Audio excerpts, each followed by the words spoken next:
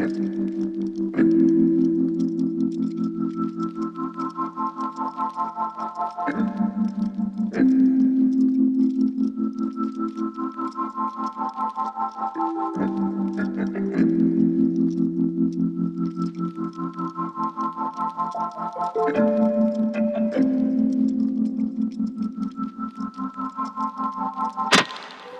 back to the channel, welcome back to the cabin, the car. And this week we're driving a BMW X3, but it's not just an average X3, it's the X3 M40i. So in my opinion, this is the baby X3M competition. It's got the same engine, it comes with a lot of the same stuff, but it just doesn't have the name X3M. So this comes in slightly under the X3M. I'm talking, thanks. Please, bye. As I was saying before the car rudely interrupted. Please try once again. No. Please try again. Or say no. no. I didn't quite understand you again. Maybe these example commands might help you. She doesn't listen, never does, at all.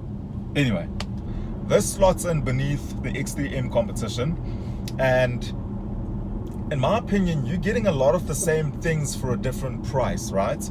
You're getting the same engine, which is slightly detuned. It's a 3-liter petrol inline 6 turbo. You're getting the body kit, the styling, M Sports. You're getting the mirror caps, those M mirror caps. These have only been reserved for like M cars. You've got them here. You've got the M Sport seats, which are very comfortable. I'm enjoying these. They're comfortable, but they also are supportive. So that's what we're driving today, and it's a car I've been looking forward to driving for a while, obviously because of its performance credentials with that 3-liter inline 6 engine at the front. And having driven the car for a while, I've been enjoying it. I've been enjoying it thoroughly.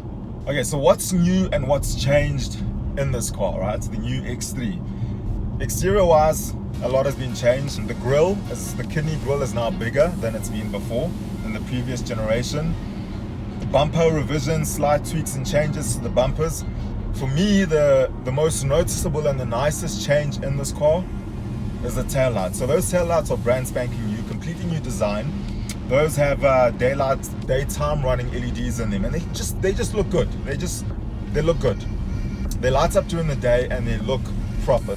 Inside, we've also got some upgrades that have been made. Obviously, like I said, we've got the M Sport seats in here, which are really cool.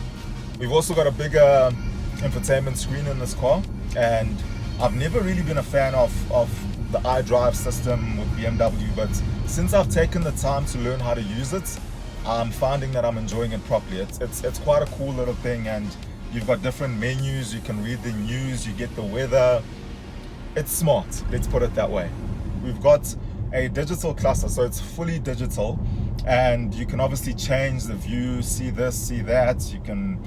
I've currently got a map on there that I can see, fuel consumption on the right and my speed on the left. So that's where things are going. It is pretty nifty.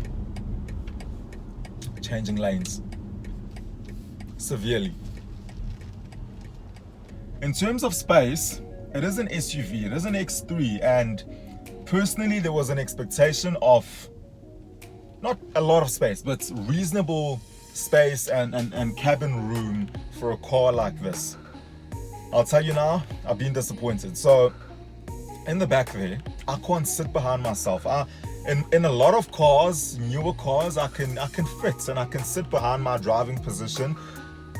Some of them not too comfortably, others very comfortably, like the Beijing X55. I did a video on that, and it's super spacious in the back. But in here, I literally can't even fit behind myself, and it's quite frustrating and disappointing because this is an SUV, it's an X3. I should be able to sit there and fit and you know, everything be well and comfortable. I can't fit my legs, my knees can't fit in there. The rear seat, however, does recline, so midgets or short people who do fit in the back, you can sit, recline the seat and enjoy the ride.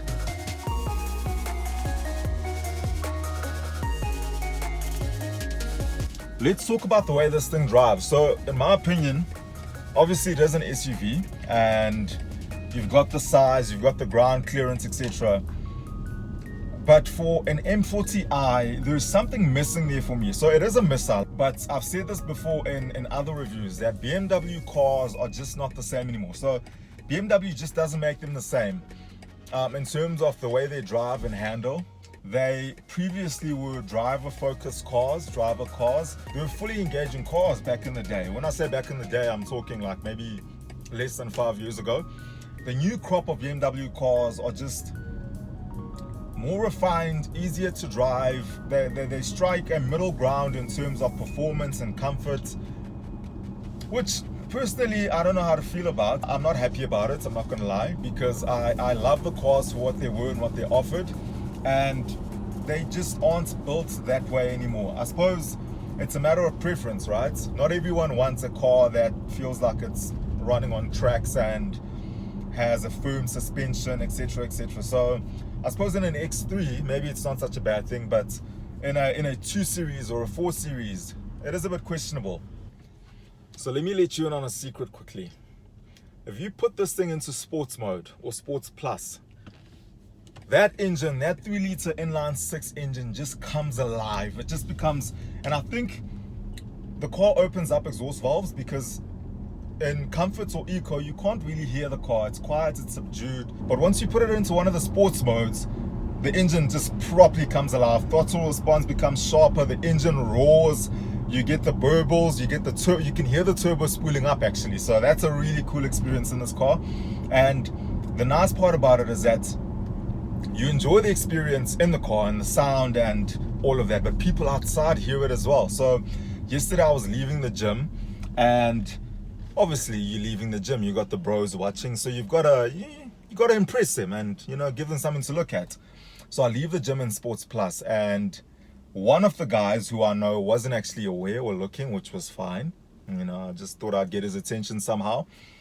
I pulled off and he heard the sound of the engine, but what he picked up the most was the turbo spooling. So next thing I know, I'm driving out and I hear him screaming my name. Hey, he's like, come back, I want to see it. I do a U-turn, of course, as a good friend does, and we start to chat, and he's like, dude, I heard the turbo spooling in this thing and I nearly died. Okay, so we're gonna try and see if you'll be able to hear it. So I'm gonna put it into Sports Plus. Let's see. Let me know if you hear it. Okay, so we're in sports individual. Close enough.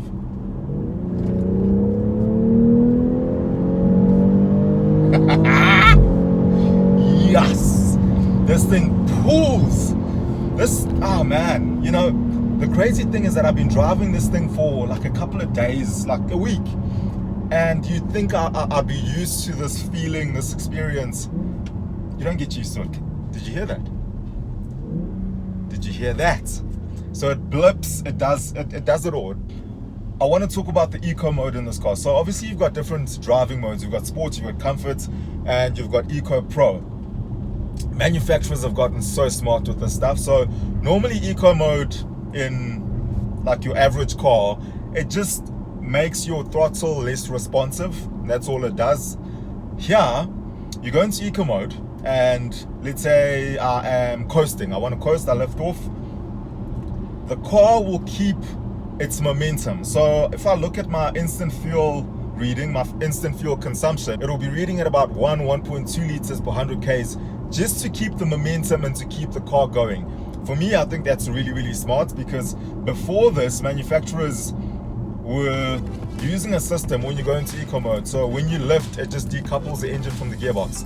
This goes a step further. It does decouple, it decides when to decouple, and it also just adds a bit of fuel just to keep that momentum while you're coasting. That's really cool.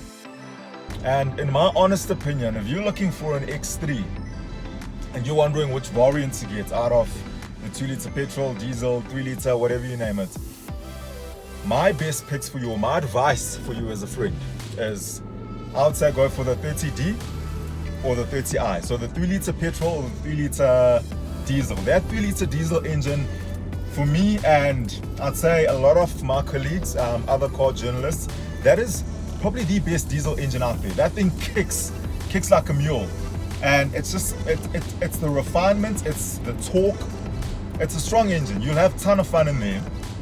But of course, if you're not a diesel fan, you can get this. It's not going to be the same in terms of fuel economy, of course. This is petrol. But you are going to have a good time.